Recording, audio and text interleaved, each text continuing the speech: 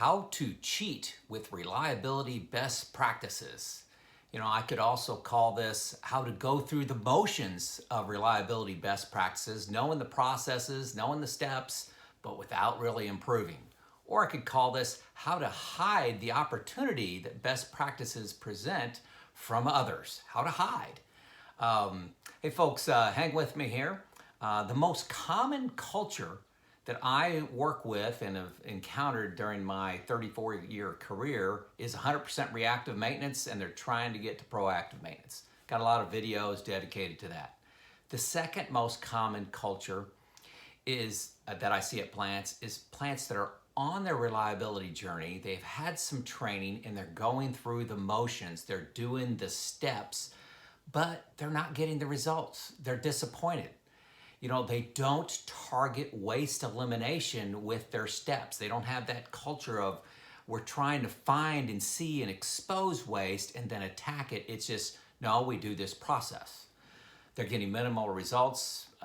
They're not continuously improving. They plateau at best. So you do all this work, you spend all this money, and you get 5% improvement. It's just the juice isn't worth the squeeze, okay?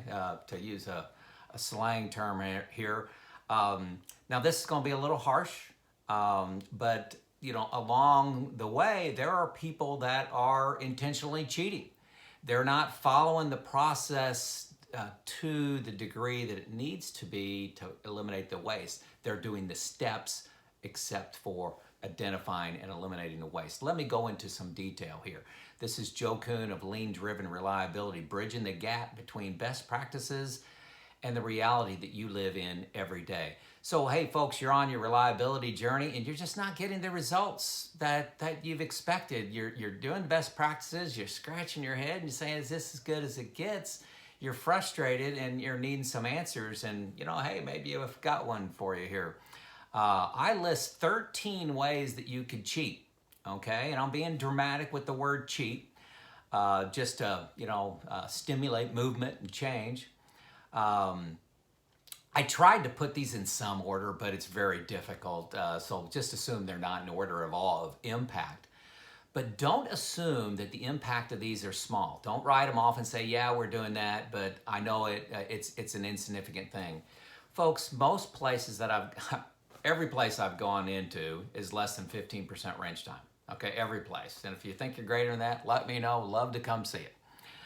But if you're down around 10, 15% wrench time, and you do one of these techniques, stop one of these cheating techniques, you could take that from 10 to 20, effectively doubling the effectiveness of your crew.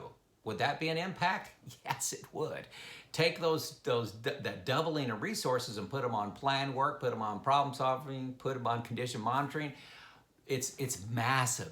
Each of these stand alone, and I've got 13 of them, stand alone can be the pivot point to changing your results from disappointing to dramatic. Okay, so let me go through them, and I'm going to go through them kind of quickly. If you want more detail on them, then give me a comment, send me an email, okay?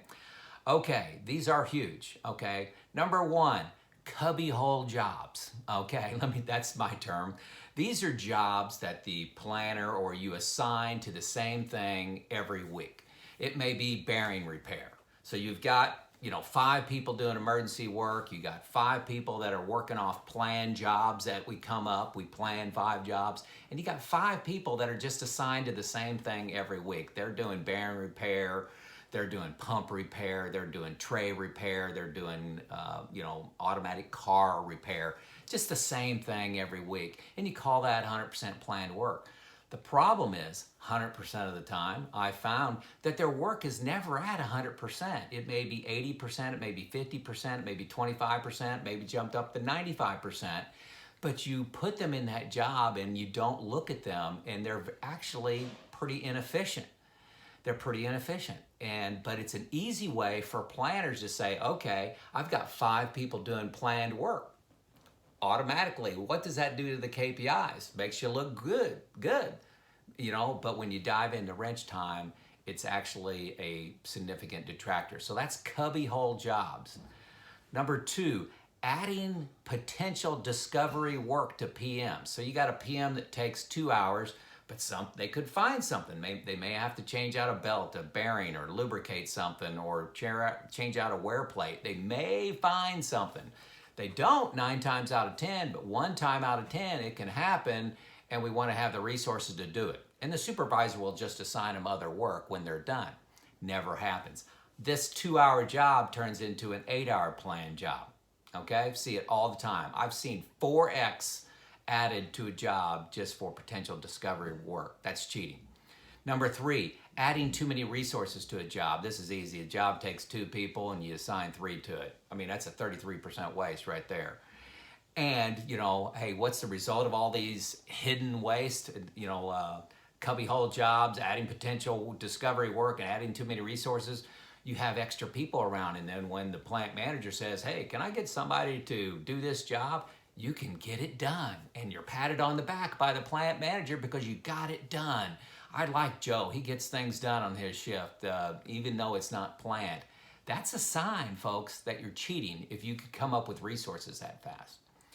Okay, number 4 way to cheat is planners not anticipating range time. This is their job, folks. My last video was about this. Their job is to anticipate range time. They set the high bar for what it could be. Okay, number 5, planners not getting feedback on how jobs are going in the field. So they plan a job. They spend 10 hours planning a job for next week, and they never get to see how efficiently it was executed. Did they have problems? Can we improve from that? That's cheating, folks. Number 6, managing metrics. This is easy. Planned work. You could take an emergency crew and give them, they're assigned to emergency work 8 hours a day. Give them a 30-minute route to do, an inspection of some gauges or something, levels of tanks, and then call the whole day planned work.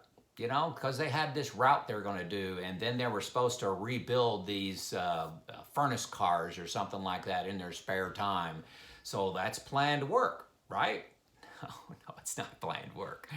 The funniest one I had, I still remember this years later, is we were driving condition monitoring in PDM. The amount of work we found by PM and the amount of PDM, and then the follow-up work from PDM, we were trying to drive that to 30%. One plant counted grass cutting as condition monitoring because we only cut the grass when it's tall. So we're monitoring the condition, and that was a number of resources. It was just crazy. So that's cheating, obviously. Number 7, PMs are based on fear, not on failure mode. So you got a lot of PMs in there just because somebody's emotional about it. Hey, I never want to have this quality issue again, so I want a mechanic to do this every week. And there's just no sense and logic in that. If your plant's been around for 20 years, you got a lot of fear-based PMs instead of failure mode. That's cheating. Okay, number 8, hiding waste in OEE. This one's a little bit tricky, but if you look at the calculation for OEE, planned downtime for an outage, say an outage is 48 hours once a month, planned downtime 100% comes out of OEE. So if that outage is 48 hours, 100% OEE. But what if that outage could be conducted in 36 hours? There's no benefit to OEE. If the outage gets reduced to 36 hours, your OEE is still 100%. And if your outage lasts 37 hours, your OEE actually goes down if you improve the time and duration of that outage. So there's no incentive to improve the outage duration with OEE. Watch out for that. Be pushing that, leaders, of making a smaller outage, because OEE can be manipulated easy. Number 9, pulling planned resources. This is like your PDM team and your planned work resources working on a planned job for next week, pulling them off to do emergency work. And so you pull them off half the shift to do emergency work, and then you put them back, at the end of the shift, you call the whole day planned work.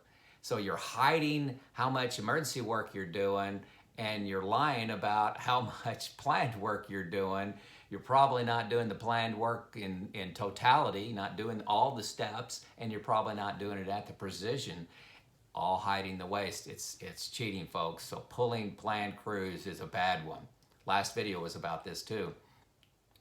Number 10, not auditing the efficiency and the precision of work going off in the field.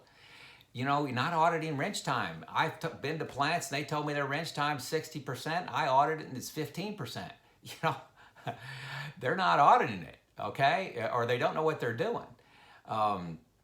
Precision of work. You know, an engineer may want to come in and say, I want to spend $500 on this new equipment because we've been doing the PMs and it's not working. The mean time between failures is getting smaller. Are you doing the precision of work? You know, are you putting in the right lube, the right amount? Are you adjusting things properly? If you're not auditing these two things, efficiency of work and precision of work, they drift if you are not auditing it. Okay, big deal. Number 11, no process to improve. Okay, what's the system to improve? You go out to a mechanic or electrician or an operator, do they know the process to improve reliability? Are there OEE meetings? Are there reliability meetings where you're going through Paretos, you're problem solving, you're picking the top 10 and you're creating action plans from that? You know, are you doing that do you have a problem solving culture? Why are you going to be better next week than this week? If you can't clearly articulate that and your crews can't clearly articulate that, you're cheating. You're not following the intent of reliability best practices to drive out waste. Number 12, hey, I forgot I combined this, two of them together. I only got 12 on this list, sorry. So the last one, number 12, and this one's huge, okay, folks? This one is very big. Thanks for hanging in here on this. This will be impactful for you. But sponsoring reliability deployments and best practices with an email. Okay, if you're a plant manager, you're a maintenance manager, you're a production manager, and you sponsor it with an email, that's cheating. That's one of the worst things you can do. You know, you must be involved, and that involvement involves auditing, creating that go and see culture yourself. Okay, participating in several chalk circle observations, creating that go and see culture, like I said, measuring expectations, creating expectations of people like planners and supervisors on how to act and behave and when to participate in problem solving sessions. Hey folks, and one of the biggest ones is, along with sponsorship, is how do you deal with people that won't get on board with the best practices, the managers, the supervisors, the planners. What do you do with those that refuse to get on board with your program? And you got to deal with them, and I've got some advice on that. Don't want to get into it, but that can be the ugly side of reliability. You may have to make some changes.